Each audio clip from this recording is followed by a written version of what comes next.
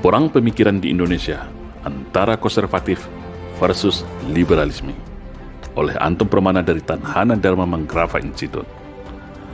Kalau boleh kita sederhanakan, sebenarnya pertarungan konsepsi bernegara ini berakar dari pertarungan dua kutub besar ideologi dan pemikiran, yaitu pertarungan antara pemikiran konservatif dan pemikiran liberalisme.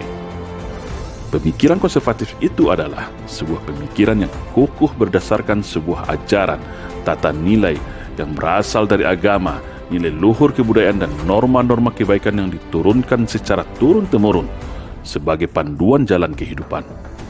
Namun, pada kesempatan ini, kita akan khusus membahas pemikiran konservatif Islam saja ya guys. Oke, mari kita lanjutkan.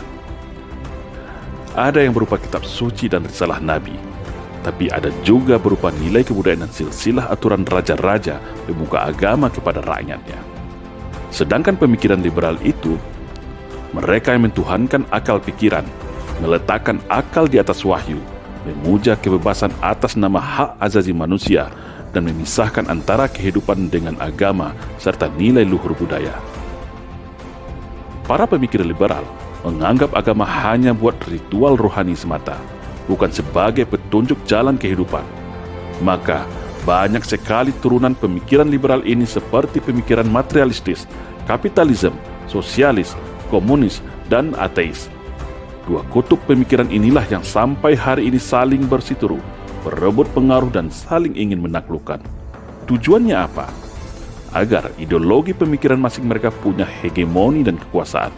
Karena ideologi itu ibarat habitat dalam sebuah ekosistem kehidupan. Ikan laut akan merdeka hidup di air asin, ikan darat akan merdeka hidup di air payu dan kolam. Begitu kira-kira analoginya. Kelompok konservatif merasa kelompoknya yang paling benar karena keyakinan akan nilai wahyu dari Allah SWT melalui kitab suci yang disampaikan oleh para nabi. Cirinya kelompok ini adalah bahasa yang digunakan selalu berupa bahasa dunia dan akhirat, bahasa pahala dan dosa, amal kebaikan dan kemungkaran, halal dan haram, surga dan neraka. Tapi bagi pemikir liberal hal ini tak ada semua. Bagi mereka dunia ini manusia Tuhannya.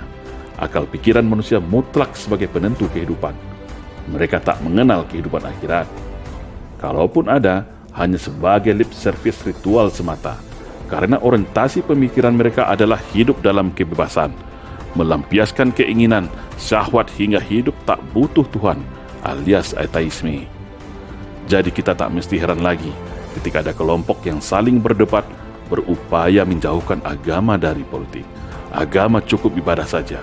Agama adalah candu. Agama adalah konspirasi. Agama itu semua sama. Negara tak butuh agama. Agama sebagai sumber radikalisme. Agama adalah kebudayaan. Agama cukup buat ibadah saja. Jangan campur adukan agama dengan kehidupan. Agama jangan dijadikan sebagai alat politik. Jangan bawa-bawa agama dalam politik. Banyak lagi komentar-komentar seperti ini kita temukan.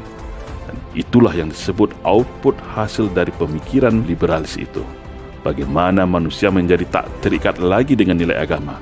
Tidak ada haram dan halal, tak ada surga dan neraka, tak ada nahi mungkar, dan manusia bisa sebebas-bebasnya.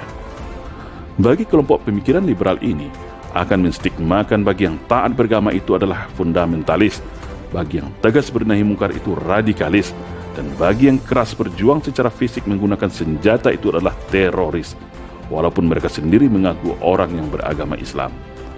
Sedangkan bagi kelompok pemikiran konservatif Islam juga sebaliknya, akan menganggap kelompok pemikiran liberalis ini adalah kelompok fasik, kelompok sesat, munafik, dan kafir bagi yang bukan Islam. Bagi kelompok konservatif Islam khususnya, menjalankan ibadah wajib dan sunnah adalah tuntunan agama. Mereka akan berupaya sekuat tenaga istiqomah dan menjalankan perintah agama secara kafah, termasuk bernahi mungkar, yaitu melawan setiap kezaliman, ketidakadilan yang menimpa umat manusia, serta beramar ma'ruf menebar kebaikan sebagai implementasi dari Islam yang rahmatan lil alamin. Sangat kontradiktif bukan? Terasa bukan bedanya? Artinya, sampai kapanpun, dua kutub pemikiran ini tidak akan pernah bertemu dan selalu berebut pengaruh.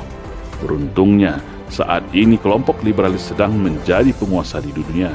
Kelompok liberalis yang di dalamnya ada negara sekuler dan negara komunis sedang menjadi duo superpower dunia. Hingga dengan demikian, sedikit leluasa dapat melakukan konspirasi, intervensi dan intimidasi terhadap kelompok konservatif seperti dunia Islam.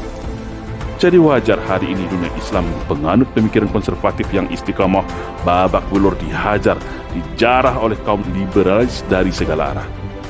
Kelompok Islam hari ini bagaikan hidangan di atas meja yang diperebutkan kaum liberalis ini dari berbagai arah. Berbagai perlakuan kejam, ketidakadilan dan difitnah dialami kelompok konservatif Islam. Begitu juga dengan di Indonesia, di mana menjadi surga indah bagi kelompok liberalis ini. Kelompok konservatif selalu menjadi korban framing jahat dan tersudutkan, walaupun mayoritas. Hadirnya Pancasila sebenarnya dapat meredam dan menjadi jalan tengah bagi kehidupan bernegara kita. Pancasila sebagai rumusan bernegara yang berasal dari kristalisasi nilai kebaikan yang hidup berkembang dan dari rahim budaya Nusantara. Sedangkan agama adalah sumber dari segala kebaikan itu. Jelas dan indah bukan? Posisi dan kedudukannya? Islam sebagai agama adalah sebagai sumber nilai.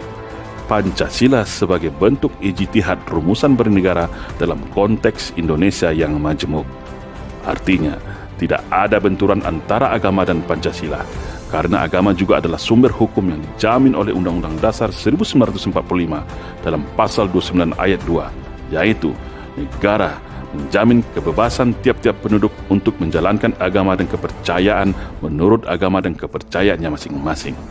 Namun sayang, pondasi ini yang mau diacak-acak dan digeser pemahamannya oleh kelompok liberalis yang di dalamnya membonceng agenda komunis. Seolah Pancasila itu ideologi negara dan bertentangan dengan agama, atau sebaliknya, membajak Pancasila sesuai kehendak dan pemahaman penguasa. Dan ini berbahaya. Pertarungan antara pemikiran konservatif Islam dan liberal ini sebenarnya sudah berlangsung sejak adanya manusia di atas muka bumi ini, sejak zaman para nabi, yaitu pertarungan antara hak dengan yang batil, pertarungan antara kebaikan dengan kemungkaran, pertarungan antara nilai-nilai yang berasal dari Tuhan dengan nilai-nilai yang berasal dari akal, syahwat, dan pikiran manusia.